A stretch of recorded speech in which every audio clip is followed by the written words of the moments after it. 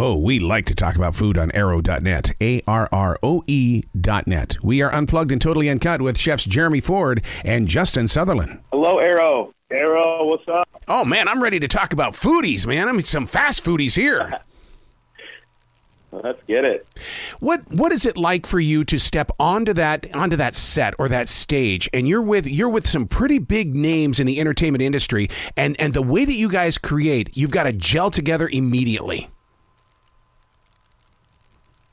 Absolutely. I mean, it's probably one of the most fun food shows any of us have had the opportunity to do. I mean, everybody has this connection with fast food, and then you couple that with these amazing celebrity guests, and we just, we get to get in there and throw all caution to the wind and try and impress each other and our guests.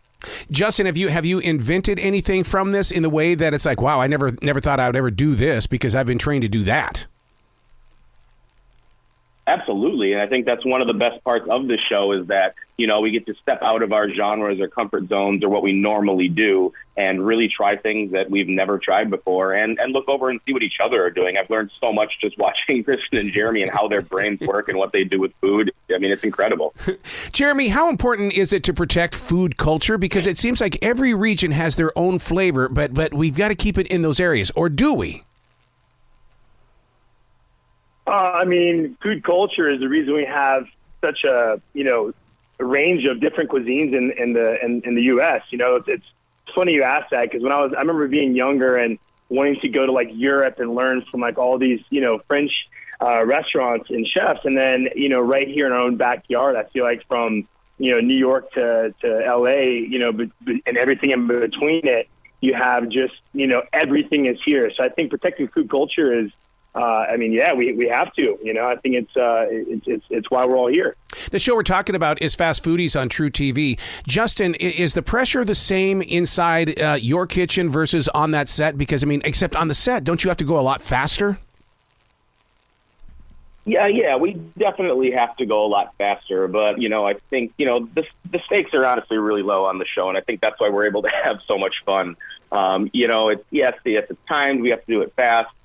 Yes, we want the Chompionship Trophy, but at the end of the day, we're out there cooking, with two of our best friends, with celebrities, having a cocktail. So there's pressure, but not too much.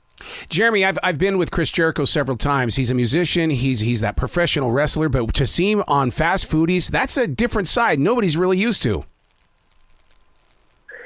Dude, the guy knows a lot about food, and I think that's another great, feature in this TV show is you'll see a lot of these guests that come in, and no one ever knew that like Joel McHale was he's a badass chef. I mean, he's he's awesome. So I think it's really fun to kind of see and explore into other talent that you don't know about. Now, Justin, do you think the reason that a lot of these guys are really into becoming cooks or chefs inside their own kitchen is because of the lockdown? That they said, man, I've got the time where I can kind of reinvent myself with food.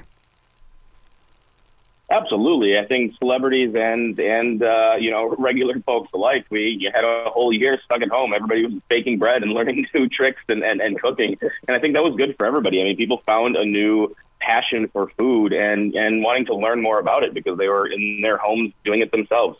What did you discover, Jeremy, during that time period? Well, I actually tried baking out of Christina Tosi's book. She's the one who kind of is behind Milk Bar and all those other restaurants. Yeah. And I realized very quickly that cakes will never be part of my repertoire. And I expanded my barbecue knowledge quite a bit. I got like this rotisserie thing for my green eggs. So yeah, all kinds of cool stuff. All right, the two of you, have you ever been to the Carolinas? When you bring up barbecue, now those are fighting words down here in the South, man. Absolutely. What is it that you guys have basically taken from this show that you're going to share inside your own journeys? Because, with so many creative minds around you, there's got to be something that you're personally going to take with you. I think we all take so much from the show. It gives us I think the greatest thing was just being able to learn from each other. I think especially, you know, when you have a restaurant that's a specific genre, or, you know, we kind of get stuck cooking in the same pathway all of the time. And I think what this show has allowed us to do is really step out of our comfort zones, try things that we haven't tried before, probably would never try before. And I think we've all learned some tricks that we'll bring back to our restaurants, you know, and it's priceless. Is it like, you know, sometimes when you think of like a Justin Bieber, let's say, you think, oh, he's just a pop artist, then you get to see the artist in him. Fast food to you, Jeremy, are you seeing like, oh my God, there is something very classic about this? Yeah, I think the challenge is always to try to take the original item and you want to be able to taste it in the last dish, right? And that's the hardest part about it, is like, we recreate something and make it beautiful, but how do you still make it taste similar in some, whether it's the seasoning or the preparation? I think that Kristen really nails that, I think, throughout both seasons, is she really taps in to the original dish very, very well, and you taste it in the recreation. And I think that's what we're all striving to do. And it's really, really challenging, man. It's, you know, they use seasonings that you don't realize are there. It's crazy, man. So, Justin, are you a perfectionist when it comes to food, or do you get to actually enjoy it?